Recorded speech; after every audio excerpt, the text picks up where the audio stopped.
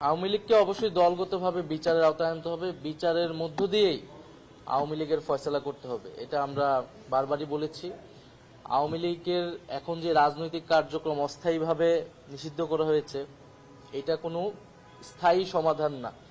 আওয়ামী লীগকে বিচারের আওতায় এনেই তাকে যদি আমরা নিষিদ্ধ করতে পারি, এবং শুধু আওয়ামী লীগ নয়, আওয়ামী লীগের সাথে যারা ফ্যাসিবাদের দোসর ছিল তাদের সবাইকে আসলে বিচারের আওতায় এনে এর রাজনৈতিক এবং আইনগতভাবে এর সমাধান করতে হবে। জনগণের অভ্যুত্থান হিসেবে জুলাই আগস্ট অভ্যুত্থান সংগঠিত হয়েছিল।